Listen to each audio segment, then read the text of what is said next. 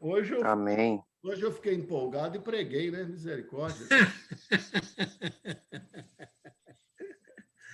Ai, Jesus. Ah, Tava pensando nisso aqui, ó, ele tá pregando.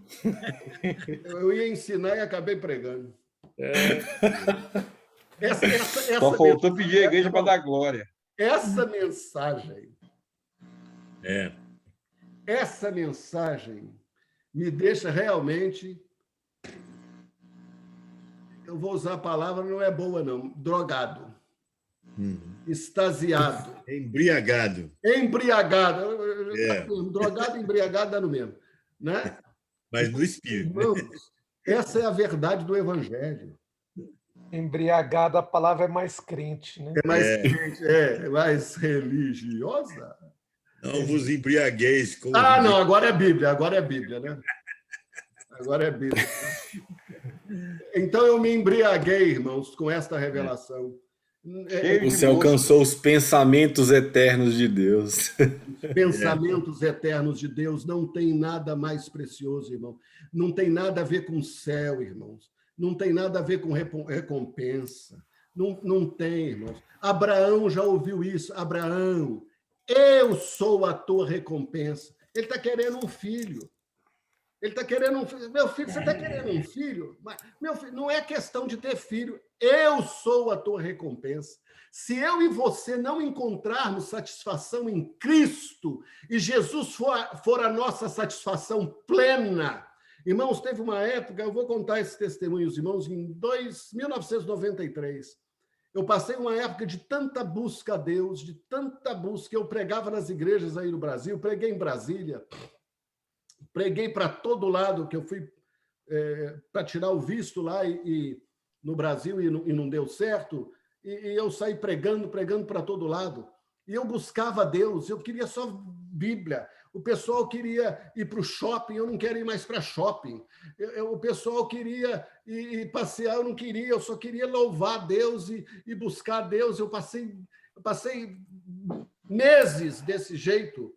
Um dia eu pregava nas igrejas, era tanto o poder de Deus, o Fernando vai lembrar disso.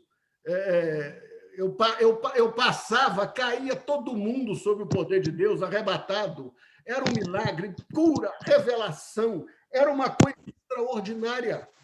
Um dia eu cheguei do culto, e esse era um problema, porque o espírito está pronto, mas a carne, a alma não aguenta isso, o corpo não aguenta isso. Então eu chegava chegava do culto, da reunião, que a gente chamava de culto, né? Da reunião. Aí eu chegava, eu ficava tão elétrico que eu não conseguia dormir. Ou então eu deitava para dormir, ficava 2 horas, dormia lá um pouquinho, no outro dia acordava normal. Me lembra uma pessoa assim, é o Daciolo. O Daciolo é assim.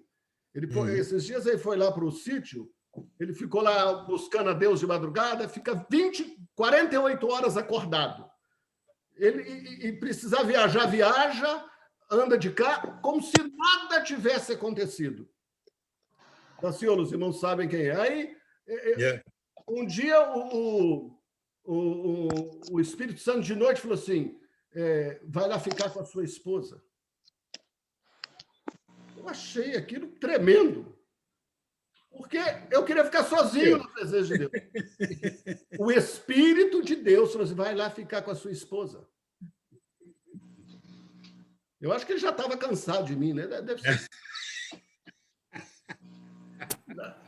Vocês entenderam o que eu quis dizer?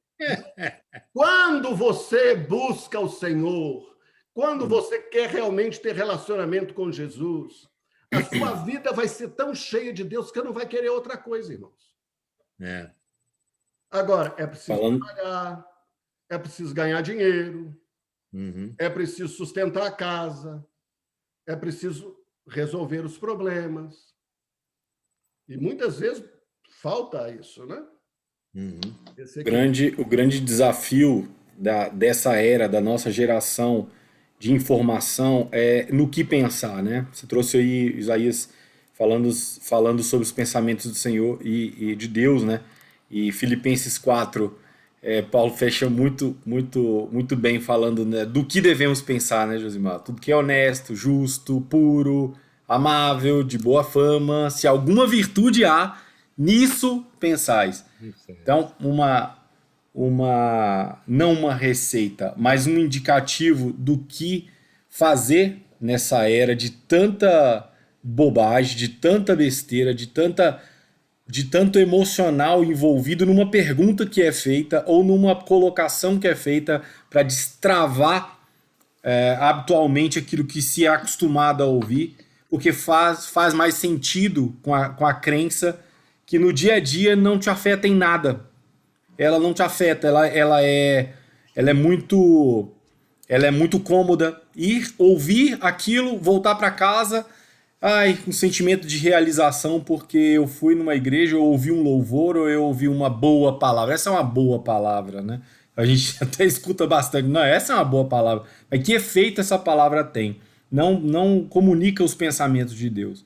Então, um grande indicativo que Paulo fala em Filipenses lá, tudo que é amável, tudo que é puro, tudo que é verdadeiro, de boa fama, se há virtude, nisso pensai.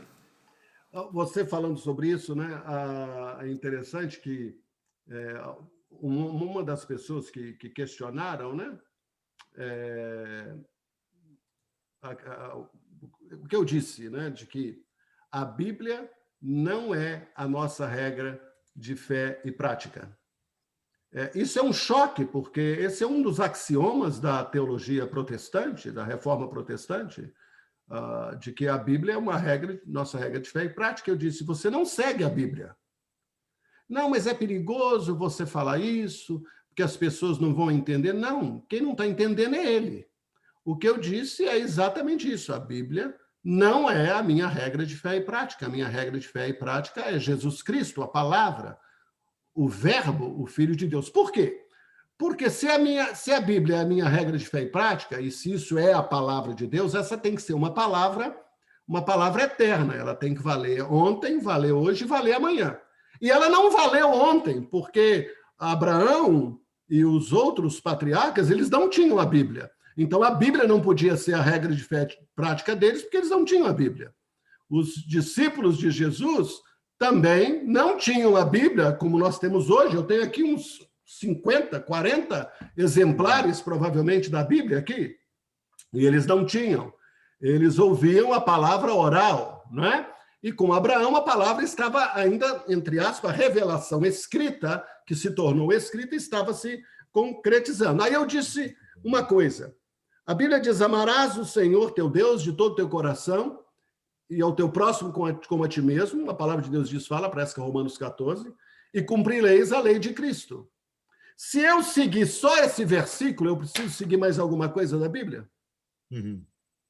Então, a Bíblia não é a minha regra de fé e prática, porque só isso basta, se eu amar. Eu não estou dizendo de que a Bíblia não é essencial. É só um tolo poderia pensar nisso se o tempo todo eu estou lendo a Bíblia e citando a Bíblia. É que eu cito a Bíblia e examino as Escrituras, não é porque elas têm a vida eterna, porque elas não têm a vida eterna. Elas dão testemunho de Cristo. Elas dão testemunho de Jesus, elas testificam de Jesus, da palavra. Então, eu preciso ter um relacionamento com Jesus, conhecer a Jesus, para poder ser salvo, para poder ser liberto. Agora, o que acontece é que a pessoa, ele tem um contato com a Bíblia, ele vai na igreja, ele frequenta a igreja 1 ano, 2 anos, 10 anos, 20 anos, ele tem um contato com a regra de fé e prática dos protestantes evangélicos, mas ele não conhece a Jesus. Então você ouve muitas pessoas dizer, eu fiquei 5 anos, 50 anos, 20 anos na igreja, li a Bíblia, mas eu não era convertido. Eu não tinha nascido de novo, porque ele não conheceu a verdade. Conhecereis a verdade. A verdade não é a Bíblia. Jesus fez essa declaração, né? Vocês leem a Escritura porque acreditam ter nelas a vida eterna. Acreditam, mas não elas não... vir a mim para ter vida. Vocês não querem vir a mim para ter vida. 39. Oi? João 5,39. Exatamente. Examinai as Escrituras, porque vós cuidais ter nelas a vida eterna, e são elas que testificam de mim. Errais, não conhecendo as Escrituras, nem o poder de Deus. Eles não conheciam as Escrituras e nem Jesus, porque Jesus é o poder de Deus, mas Jesus não é as Escrituras de Deus. Uhum. A Escritura de Deus é esse livro. O Logos de Deus é Jesus. Então, há uma diferença muito grande entre a palavra, o Logos, e a grafia. Escritura é grafia. Lâmpada para os meus pés é a tua palavra e luz para os meus caminhos. Lâmpada para os meus pés não é a Bíblia. Para ser lâmpada para os meus pés, você tem que arrumar umas 5 Bíblias, colocar fogo no escuro, aí vai ser lâmpada para os seus pés, né? Lâmpada para os meus pés é Jesus Cristo. Porque a palavra é eficaz e mais penetrante do que espada alguma de 2 gumes. A palavra não é grafia, a palavra é logos. A palavra mais penetrante, que é a espada de 2 gumes, não é a Bíblia. A palavra mais penetrante de espada de 2 gumes é Jesus Cristo, a palavra. Esta é a revelação. Então, quando nós afirmamos determinadas coisas, que o Tarcísio mencionou, para destravar o seu pensamento, é necessário destravar o seu pensamento para que você comece a ver outras coisas. Uma época eu comprei um Passat usado, foi meu segundo carro, né? Eu tive um Gol uma vez, depois um Passat verde, abacate, né? Eu achava que esse Passat era o único Passat abacate do mundo. Até que um dia, quando eu comprei o Passat abacate, meu irmão, que decepção! Eu nunca vi tanto Passat abacate passando por mim na estrada. Porque eu estava preso à minha teologiazinha, o meu dogma, né? A ideia fixa, né? A ideia fixa. Agora, eu não estou fazendo desafio para você se arrepender e sair aí pensando o que você quer. A Bíblia é o cânon.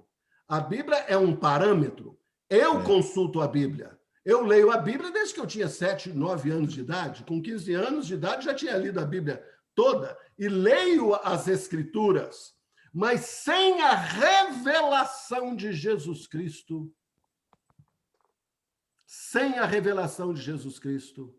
isso aqui não tem nenhuma validade. E quando eu falo revelação de Jesus Cristo, e para poder valer, muitos conhecem a Jesus, mas estão embotados, estão, como é que fala, engessados com as suas teologias, com os seus pensamentos, com os seus conceitos, com os seus dogmas, que não conseguem romper esse box, essa caixa.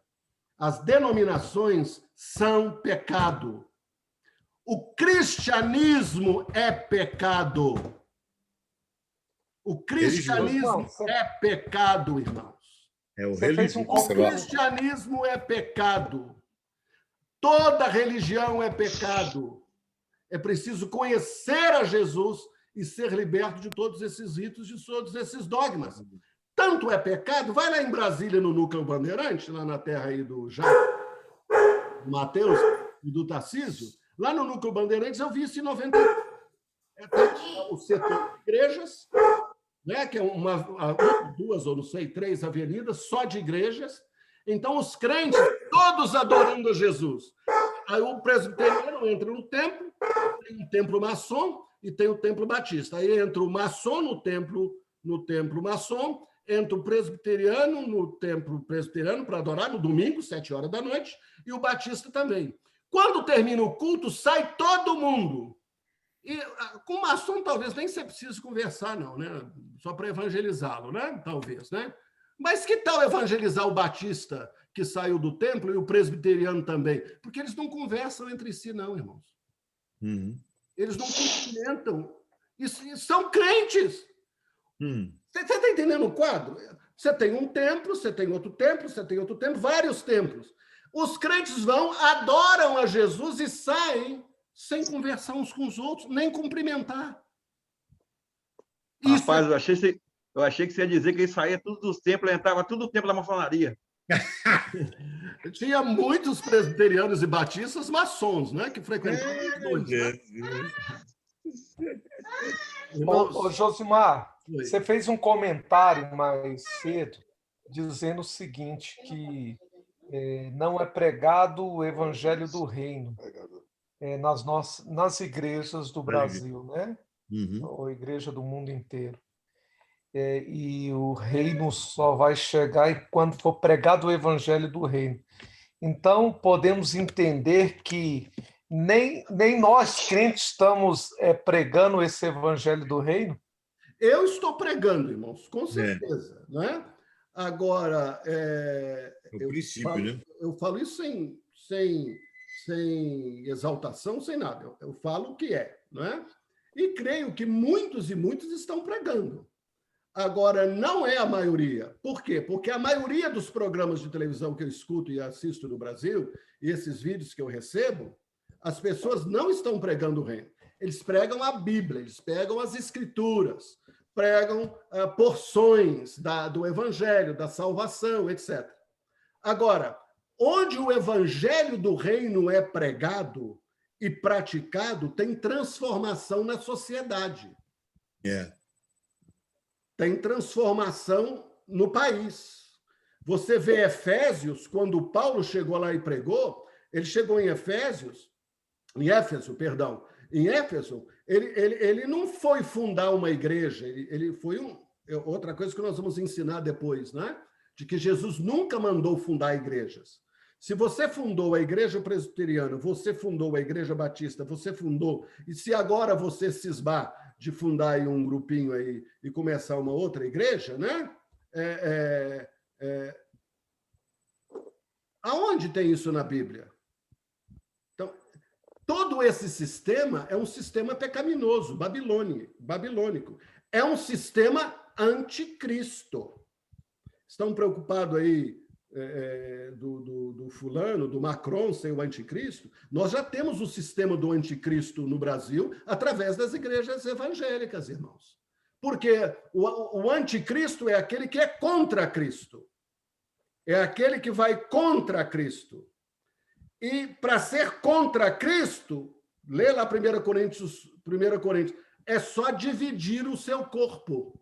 E a Bíblia diz que aquele que destrói o meu corpo, e destruir o corpo lá é dividir, Deus o destruirá. Então, esse é um tempo de temor, de humilhação, não precisa nem de saco e cinza, não. É só arrepender e a gente começar a trabalhar para quebrar essas barreiras e quebrar essas cadeias. Eu sei que eu fui muito enfático, muito duro. Quem entrou aí novo aí, por favor, não me julgue por essa palavra, né? Escuta tudo, né? Isso é sério. O sistema... Só retém o que é bom, né, Josimar? Só retém o que é bom, né? É verdade. Você vai ter que reter o que é bom e é duro, né? Tem o que é bom, o que é duro, né? Esse é um discurso duro, né? Onde você tem... O cara é presidente de um grupo. Então, ele é o chefe, é o cabeça, né? E tem vários pastores abaixo dele. E ele é o cabeça. E ele conversa com Jesus, né? É o catolicismo romano, é o papa, né? É o vigário, né? É o pescoço da igreja. É o pescoço da igreja, é o vigário. Não. O vigário. Você já ouviu isso? Eu já ouvi de pastores. Se Deus vai revelar alguma coisa aqui na igreja, vai revelar para mim, que sou pastor. Deus não vai revelar para você. Eu vi isso. O Maurício Cerulo, eu vi o Maurício Cerulo num encontro aqui, falando isso abertamente. Já morreu, Deus o tenha, né? Ele falou, o profeta aqui sou eu. Ora, se ele não vai embora não, que no final tem revelação. Se ele é o profeta, isso é sério, irmãos. Isso é sério, né? Eu não sou sozinho.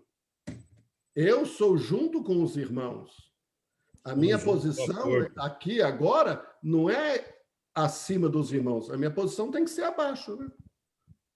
Eu fui chamado para lavar os pés dos discípulos, não para ser chefe deles, né? Mas essa doutrinação, ela vem dos seminários, irmão. Isso aí, eu fiz seminário, tem o membro clérigo e o membro comum, tem a casta clerical e a casta comum, mortal. São as melhores práticas, né? Melhores práticas de administração de igreja. Isso aqui é verdade. Isso aqui também está nas minhas 95 teses, né? O Lutero tinha 95, eu também tenho, né? Eu também posso, 95 teses, né? As minhas 95 teses. A sua deu só 95? Hein? A sua deu só 95? É, porque eu parei, né? Irmãos, nós falamos isso brincando, não é? Mas não é para acusar ninguém, não é para trazer destruição, é para trazer luz e entendimento. Eu quero que você pense. Agora, se você começar a pensar e se tornar rebelde contra aqueles que são autoridade contra você, você não entendeu nada, né? Porque eu respeito a todos eles, né? Eu ainda faço parte de uma organização aqui nos Estados Unidos que tem influência, alcance mundial, e quando eu vou lá, eu me sujeito a esses irmãos, né? Agora, como líder deles, eu tenho liberdade para falar o que eu penso, né? Agora, se você, seu grupo, você não pode pensar, você não pode questionar, você não pode falar, você pula fora que você está debaixo de feitiçaria. Isso é feitiçaria, né? Isso é controle. Castração. É controle, feitiçaria. Castração não tem na Bíblia, não, mas feitiçaria tem. A palavra castração não tem, não. É feitiçaria. Não se sujeite a ninguém que não deixa você pensar, que não deixa você agir, que não deixa... Não estou dizendo rebeldia, não. Eu estou falando sério. Você não pode ir na igreja do fulano, você não pode ouvir fulano, você não pode... Isso está errado, irmãos. E isso eu escuto direto, né? Eu creio no Espírito Santo, de que o Espírito Santo vai te guiar a toda a verdade. Eu creio. Eu creio. O Espírito Santo... Josimar, pode completar, queria fazer um comentário. Por favor.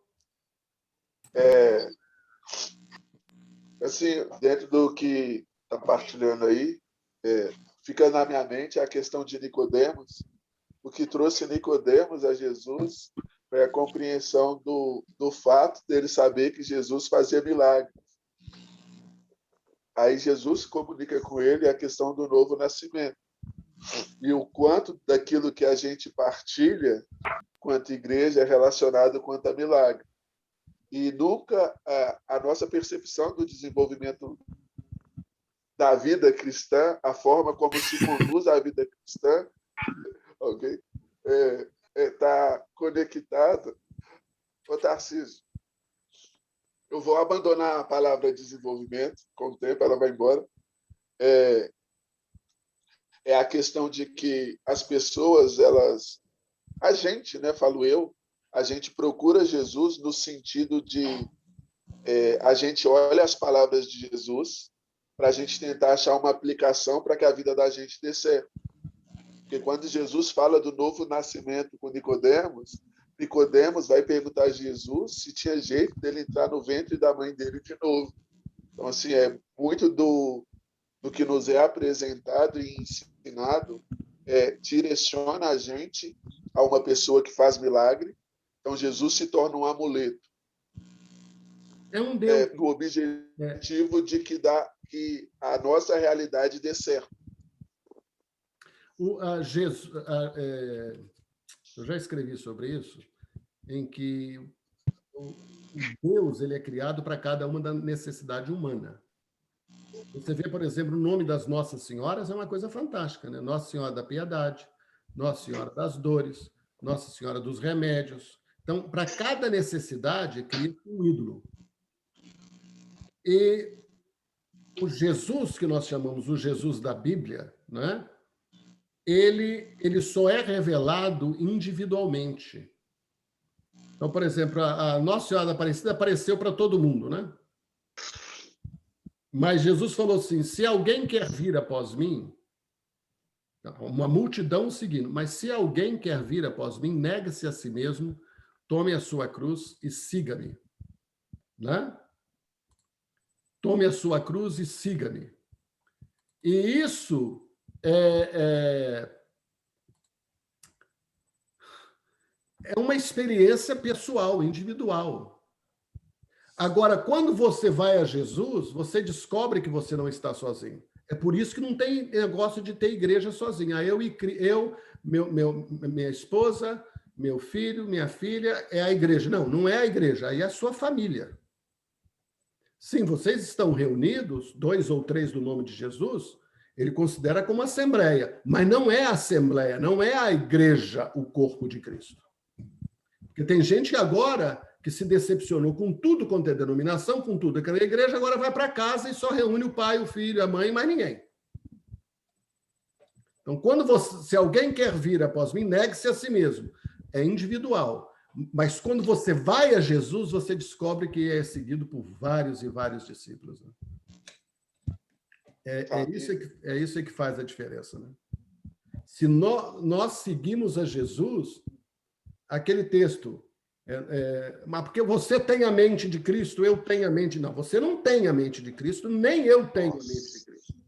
O texto diz lá, vós tendes a mente de Cristo. Vós. Não é eu, não é você.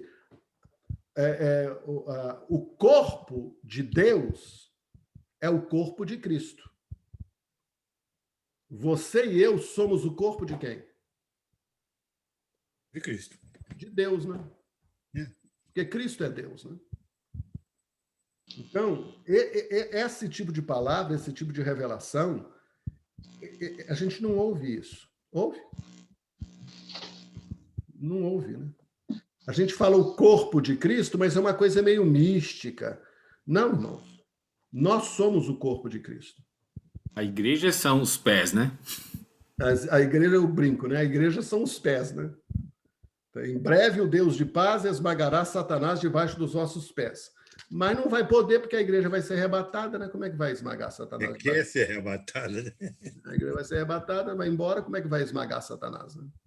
Então, essas coisas que nós precisamos conversar. Irmãos, como sempre, a gente passa, já são 9h30. Uma última palavra, alguém gostaria de falar? Maurício?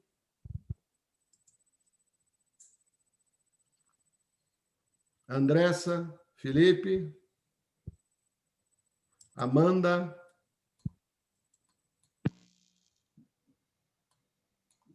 Hello? Hello. Oi, eu só estou escutando mesmo hoje. Deus abençoe.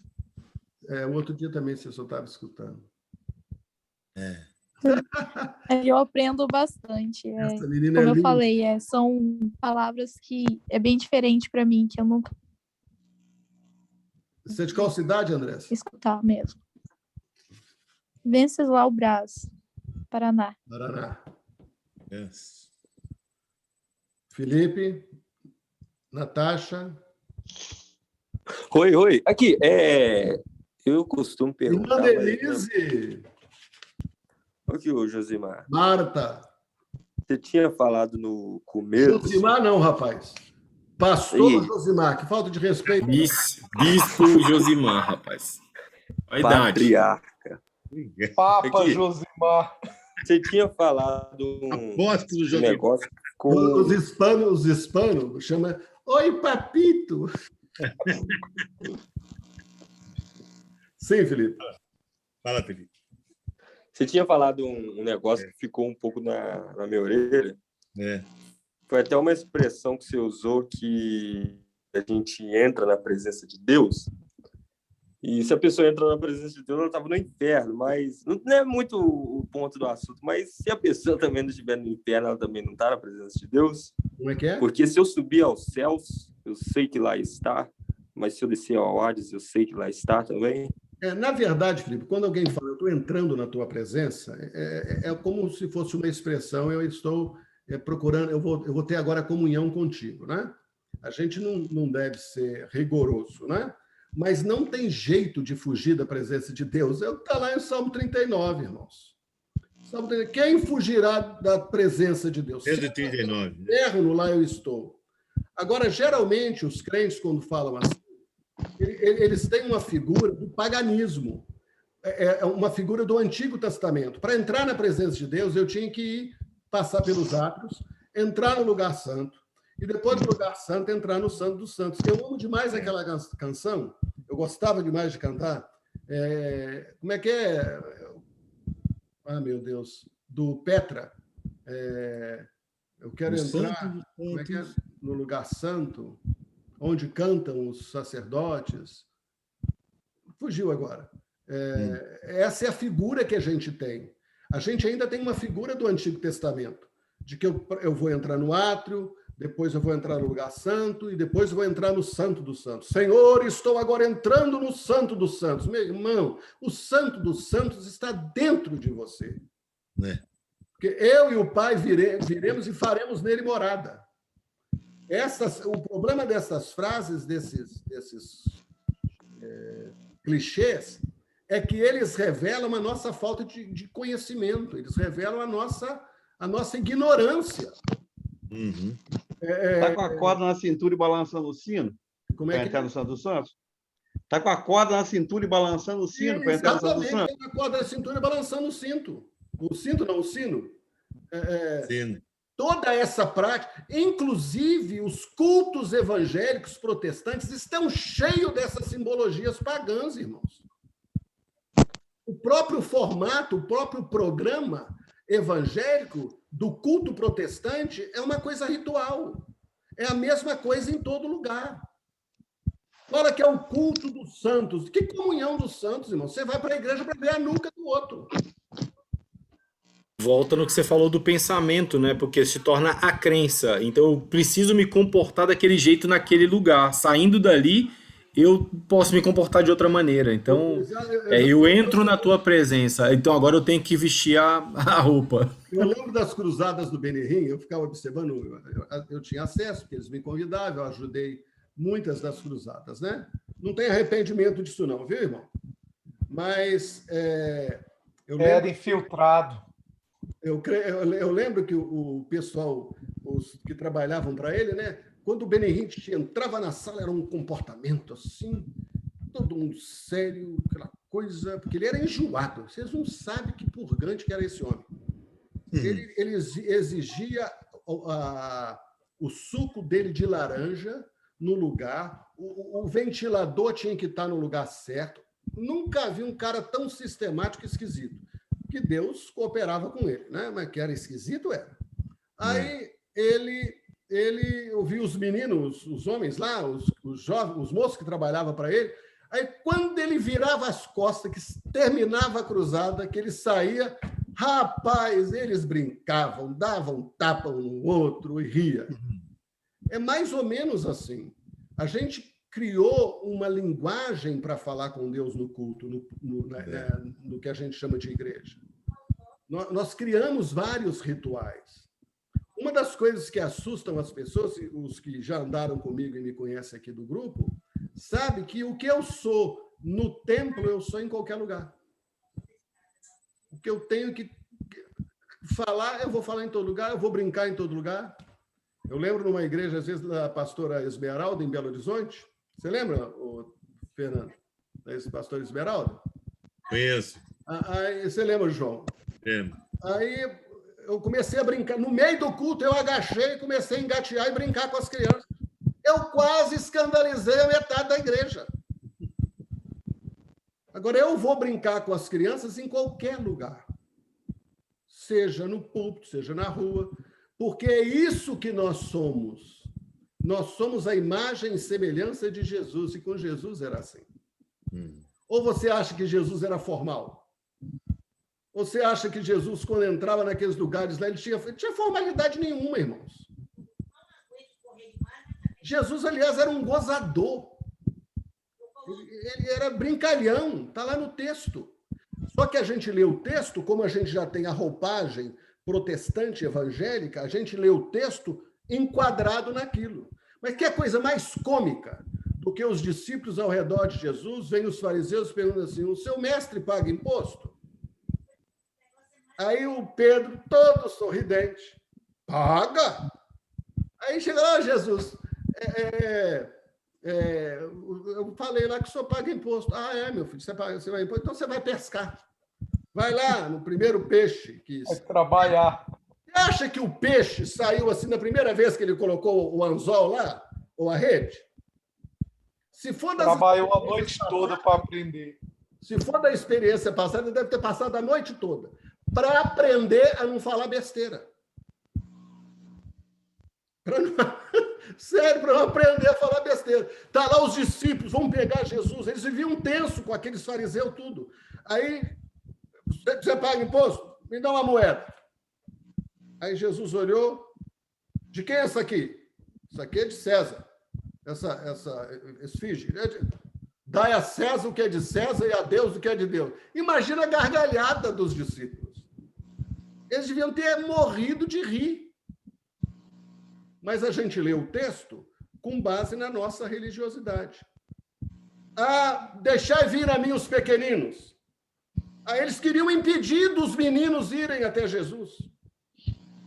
Já não, deixa eles virem. Aí, quando os meninos veio, Jesus ficou lá em pé, com braços travados assim, com a cara séria, e aquele monte de menino em volta de Jesus. Claro que não, irmãos. Claro, como é que fala? Como é que você fala quando seu neto ou seu filho vem até você? Como é que você o recebe? Ou pregando para as crianças, né? Ou pregando para as crianças? Que é isso? Vamos terminar? Vamos. Amém. Pode orar, Biratã? Sim. Amém. Senhor Deus, muito obrigado por este momento, estar desfrutando desse entendimento tão grande, simples e tão grande, porque os homens que acabam dificultando o entendimento do que Jesus quer para nós. Amém. Obrigado pela vida do Josimar, de todos os outros irmãos, que pode parecer diferente o que nós temos aprendido, mas é simplesmente aquilo que Jesus tem para nos ensinar nesses dias. Porque aquilo que é simples é o que Jesus quer nos ensinar. Por isso que as crianças andavam atrás dele e faziam aquela alegria quando ele chegava. Porque a criança não gosta de religiosidade, a criança não gosta de nada disso. As crianças gostam de quem descomplica. Jesus ele veio para complicar. Mas o homem, sempre quando quer colocar a sua mão naquilo que Deus quer nos ensinar simplesmente, acaba colocando um fardo muito pesado. E isso que nós temos buscado o entendimento para que esse fardo da religiosidade, de todo aquele que abriu seu coração para entender essas verdades. Muito obrigado, que o Senhor continue dando inspiração para cada um de nós e para Josimar a cada semana. Muito obrigado, Deus. Muito obrigado. Amém. Amém, irmãos. Deus abençoe. Obrigado, Paulo. Obrigado a todo mundo aí. Glória a Deus. Mr. Denis, agora que eu te vi. Shalom para todos. Shalom.